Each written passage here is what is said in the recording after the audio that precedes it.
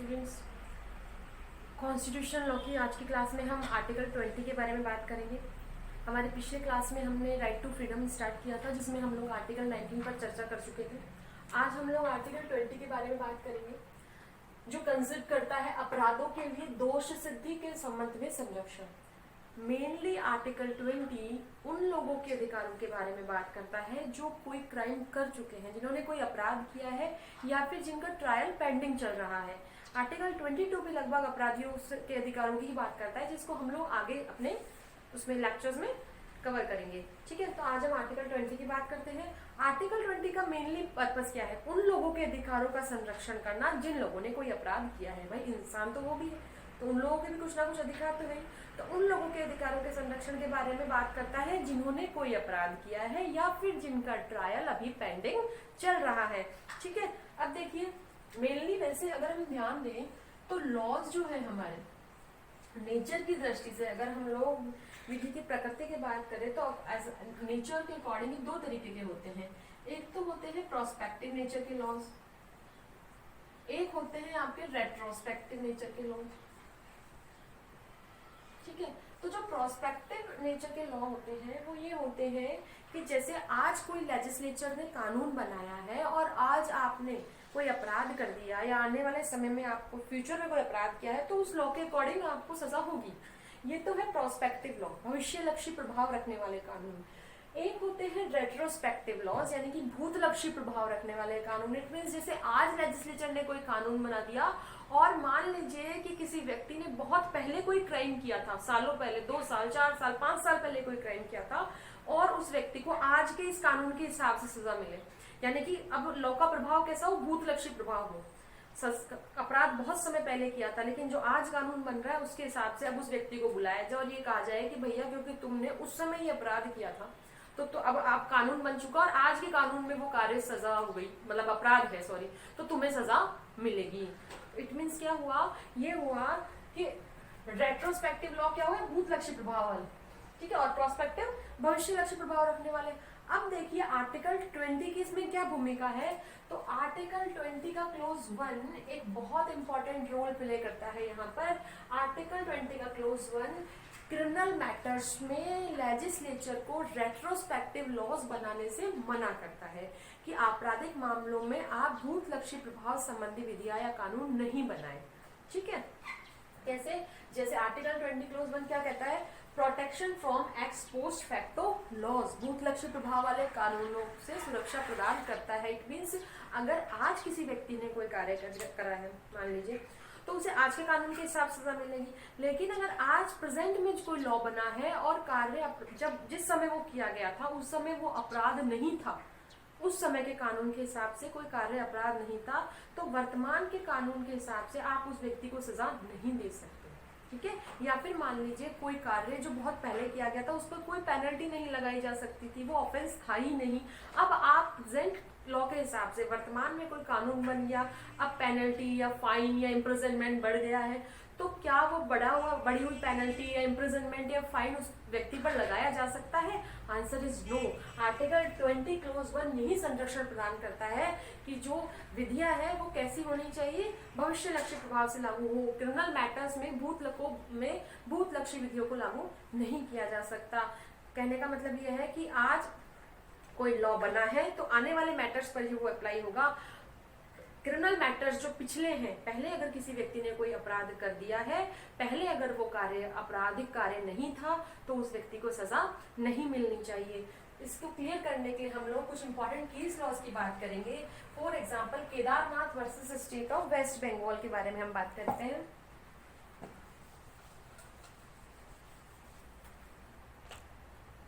यहाँ पर इस मामले में इस पर्सन ने कोई क्रिमिनल एक्ट ऑफेंस किया 1947 में। जब ये इस व्यक्ति के खिलाफ कोर्ट में प्रोसीडिंग चली और प्रोसीडिंग चलते चलते 1949 हो गया। उस ऑफेंस के लिए दो चीजें थी, एक तो उस व्यक्ति को इम्प्रिजनमेंट दिया जा सकता था या फिर उस पर फाइन लगाया जा सकता था। ठीक है, ट्रायल कंप्लीट होते होते 1949 आ गया और जो है लॉ में अमेंडमेंट हो गया, और अमेंडमेंट होने के साथ ही फाइन में इंक्रीजमेंट भी हो गया। फाइन जो था, जुर्माना लगाया जाना था, वो बढ़ गया। और कोर्ट ने क्या किया कि इस पर्सन पर जो फाइन था वो उस 49 की जो अमेंडमेंट लॉ है उसके हिसाब से लगा दिया।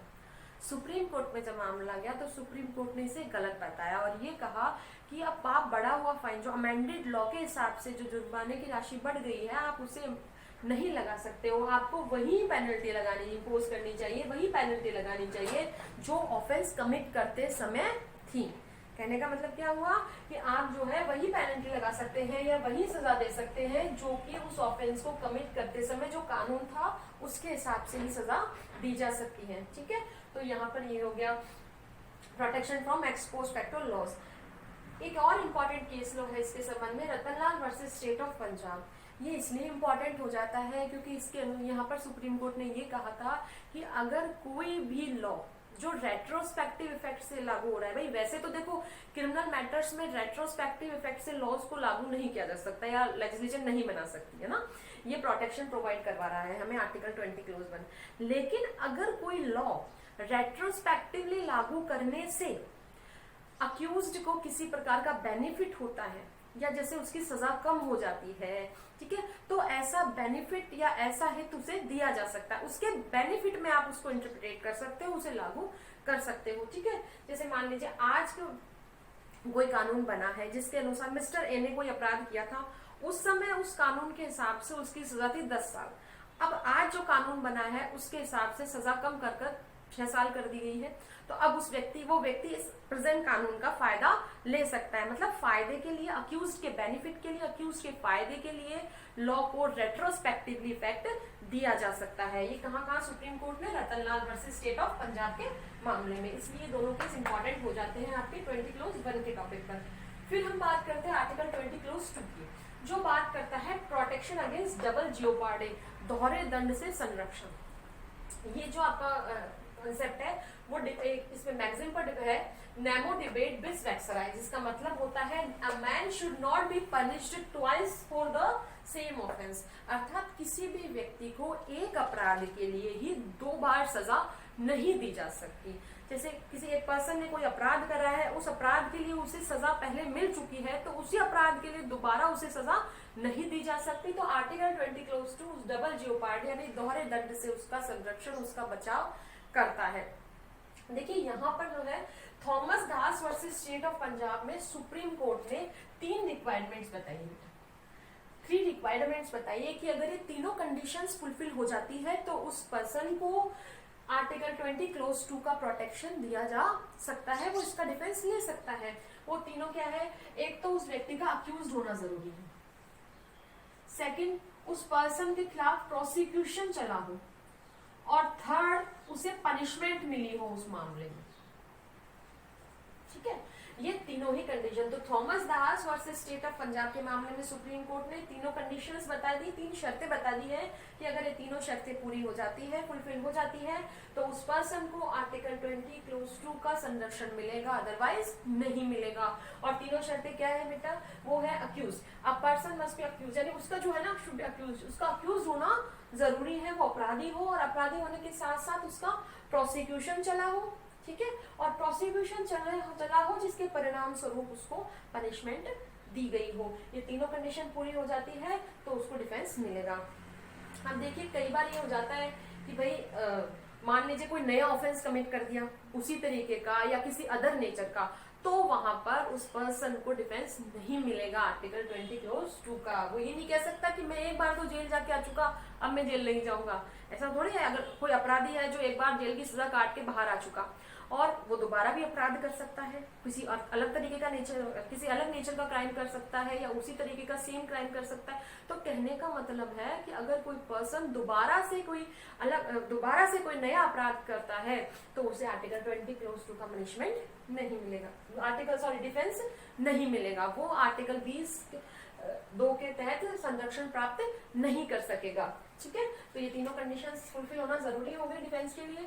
अब हम बात करते हैं कि इम्पोर्टेंट, देखिए बात यह है कि भाई यहाँ पर आर्टिकल 20 क्लोज 2 का डिफेंस प्राप्त करने के लिए ये भी जरूरी है कि ये जो प्रोसिक्यूशन, ये जो पनिशमेंट दिया गया है, प्रोसिक्यूशन चलाया गया है, ये किसी जुडिशियल अथॉरिटी ने दिया हो। पनिशमेंट और प्रोसिक्यूशन जो हो किसी जुडिशियल अथॉरिटी के द्वारा हो। इस टॉपिक के ऊपर हम लोग एक फेमस केस की बात करेंगे, मकबूल Hussain versus state of Bombay. ये जो पर्सन थे ये विदेश से बिना किसी डिक्लेरेशन के बहुत सारा गोल्ड लेकर आए और कस्टम अथॉरिटी ने सी कस्टम अथॉरिटी एक्ट के तहत इनके गोल्ड को सीज कर लिया। सीज करने के अपने पास रख लिया, जब्त कर लिया और उसके बाद फॉरेन एक्सचेंज रेगुलेशन एक्ट के तहत इस व्यक्ति पर मामला चलाया गया। ठीक है, और इस व्यक्ति ने क्या कहा, इस व्यक्ति ने आर्टिकल 20 क्लोज 2 का डिफेंस लेना चाहा। इसने कहा कि भैया पहले ही आपने सी कस्टम अथॉरिटी एक्ट के तहत मेरे सारे सोने को सीज कर लिया है, तो मुझे तो वैसे सजा मिल चुकी है ना, तो दोबारा से फॉरेन एक्सचेंज रेगुलेशन एक्ट के तहत मेरे ऊपर कार्रवाई क्यों की जा रही है, तो ये तो दोहरा दंड हो गया। ये इन्होंने अपने डिफेंस में कहा। तब सुप्रीम कोर्ट ने कहा कि आपका ये तर्क मान्य नहीं है, आपको आर्टिकल 20 क्लोज 2 का संरक्षण नहीं मिलेगा। क्यों? क्योंकि कार्यवाही जो की गई थी, जो आपको सी कस्टम अथॉरिटी एक्ट के तहत कार्यवाही की गई थी, वो कोई जुडिशियल अथॉरिटी नहीं थी। आर्टिकल 20 क्लोज 2 का संरक्षण तभी मिलेगा जब आपको खिलाफ प्रोसिक्यूशन या पनिशमेंट किसी जुडिशियल अथॉरिटी के द्वारा गिवन किया गया हो, प्रोसेस्ड किया गया हो। किसी भी डिपार्टमेंट या एडमिनिस्ट्रेटिव अथॉरिटी या क्वाजी जुडिशियल अथॉरिटी के द्वारा किया गया प्रोसीजर यहाँ पर मान्य नहीं होगा। जहां ये प्रोसीजर होंगे, चाहे वो डिपार्टमेंट हो, एडमिनिस्ट्रेटिव अथॉरिटी हो, क्वाजी जुडिशियल अथॉरिटी हो, वहां पर आर्टिकल 20 क्लोज 2 अप्लाई नहीं होगा, वहां पर आपको जो है इसका डिफेंस नहीं मिल सकता। तो किसके द्वारा दी जाने चाहिए सब प्रोसिक्यूशन और पनिशमेंट, किसके द्वारा कंप्लीट होने चाहिए, किसी जुडिशियल अथॉरिटी के द्वारा। ठीक है, तो ऐसे करके हमारे इंपॉर्टेंट केस लॉज हो गए। फिर हम बात करते हैं थर्ड प्रोटेक्शन की। आर्टिकल 20 क्लोज 3 बात करता है प्रोटेक्शन फ्रॉम सेल्फ इंक्रिमिनेशन, आत्मविमर्शन से सुरक्षा। ठीक है, ये बात सेल्फ इंक्रिमिनेशन का मतलब हुआ यदि किसी व्यक्ति को जो अक्यूज्ड है किसी मैटर में, किसी मामले में जो अक्यूज्ड है, उसको खुद के खिलाफ ही एविडेंस देने के लिए, खुद के अगेंस्ट विटनेस बनने के लिए कहा जाए कि भाई तुम अपने खिलाफ ही साक्षी बनो। ठीक है, तो यहाँ पर भी देखो बेटा 3 आपको कंडीशन में बताती हूँ, यहाँ पर भी ये जरूरी है। अगर हम सेल्फ इंक्रिमिनेशन की बात करें तो 3 कंडीशन फुलफिल होनी जरूरी है। अगर ये तीनों कंडीशन मैं जो बताने जा रही हूँ फुलफिल हो जाती है, तभी उस व्यक्ति को जो जिस पर चार्ज लगा है किसी ऑफेंस का, उसको आर्टिकल 20 क्लोज 3 का प्रोटेक्शन प्राप्त होगा, नहीं तो नहीं होगा। जैसे फर्स्ट तो हो गया आपका, पहला तो उस व्यक्ति पर चार्ज लगाओ बेटा, किसी ऑफेंस का उस पर चार्ज लगाओ। ठीक है, दूसरी बात उस व्यक्ति को कहा जाए कि भैया वो अपने ही खिलाफ एविडेंस दे, मतलब उस व्यक्ति को कोई अपने विरुद्ध एविडेंस देने के लिए, अपने विरुद्ध विटनेस बनने के लिए उसको कहा जाए। और जो ये एविडेंस या विटनेस जो एविडेंस बने, साक्ष्य देगा या अपने विरुद्ध जो साक्षी बनेगा, ये उसके अगेंस्ट हिमसेल्फ ना, उसके खुद के विरुद्ध ही काम में लाया जाए। अर्थात जिस व्यक्ति पर किसी ऑफेंस का चार्ज लगा है, उस व्यक्ति को पहले तो कहे कि भैया तो आप अपने खिलाफ एविडेंस दो, आप विटनेस बनो, अपने ही खिलाफ साक्षी बनो या फिर अपने खिलाफ साक्ष्य दो, और फिर वो साक्ष्य या वो बयान जो है वो उसके खिलाफ ही काम में लिए जाए। तो ऐसी स्थिति में वो व्यक्ति उन सवालों के जवाब देने से मना कर सकता है, मतलब वो अपने ऐसे कोई क्वेश्चन जो उसको खुद को एक्सपोज कर रहे हैं उनके लिए वो डिनाई कर सकता है। ये प्रोटेक्शन क्या कौन दे रहा है? Article 20 close 3। ठीक है, इसके बारे में हम इंपॉर्टेंट केस लॉ है आपके यहाँ पे 2, नंदिनी सतपथी वर्सेस PL दानी। यहाँ पर जो पर्सन है इन पर करप्शन का एक चार्ज लगा था और करप्शन के चार्ज के दौरान पुलिस ऑफिसर्स ने इनसे इन्वेस्टिगेशन करने के लिए कुछ क्वेश्चंस पूछे और उन क्वेश्चंस का जवाब देने से इन्होंने मना कर दिया और आर्टिकल 20 क्लोज 3 का डिफेंस लेना चाहा। तब पुलिस ने यहाँ पर इनके खिलाफ जो है ये चार्ज लगा दिया कि भाई जब आपसे पब्लिक ऑफिसर्स जो पूछे, जैसे सेक्शन 179 ना, कि भाई पब्लिक ऑफिसर्स जब आपसे क्वेश्चन कर रहे हैं तो आप उनका जवाब देंगे, अदरवाइज ये आपकी लायबिलिटी है, आप इसके अदरवाइज ये पनिशेबल होगा। ठीक है, अगर आप जवाब नहीं देते हैं तो।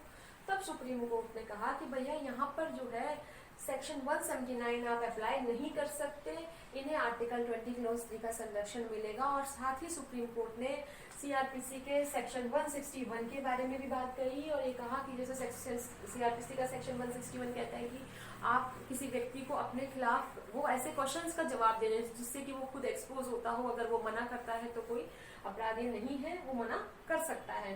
साथ ही साथ सुप्रीम कोर्ट ने यहाँ पर एविडेंस एक्ट के सेक्शन 25, 26 और 27 की भी बात करी थी। इसी केस में जो उल्लेख करा था एविडेंस एक्ट का सेक्शन 25, 26 और 27 की बात करी थी और इंडियन एविडेंस एक्ट। ठीक है, और ये कहा था कि जैसे सेक्शन 25 और 26 के अकॉर्डिंग सेल्फ हार्मिंग स्टेटमेंट्स जो होते हैं वो इनएडमिसिबल होंगे।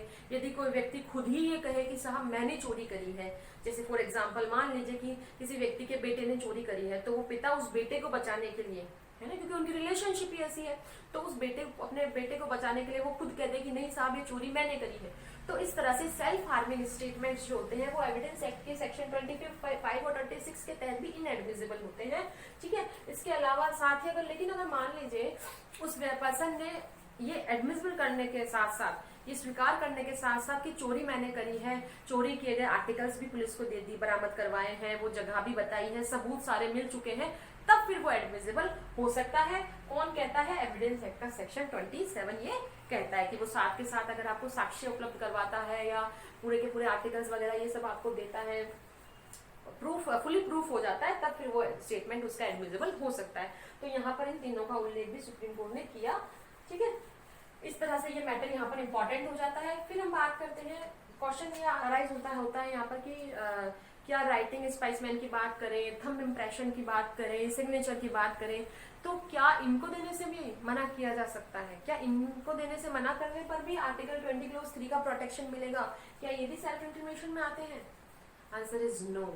सुप्रीम कोर्ट ने state of Bombay versus Kathi Kaloghat के मामले में ये क्लियर किया कि राइटिंग स्पाइसमैन हो, चाहे सिग्नेचर हो, थंब इम्प्रेशन हो, इन सब के मामलों में आर्टिकल 20 क्लॉज 3 का संरक्षण नहीं मिलेगा, ठीक है। तो स्टूडेंट्स, आज की क्लास में हमारा आर्टिकल 20 कंप्लीट हुआ, 19 हमने पिछले क्लास में कंप्लीट कर लिया था। नेक्स्ट लेक्चर में हम आर्टिकल 21 और आर्टिकल 22 के बारे में बात करेंगे। तब तक stay home, stay safe. Thank you.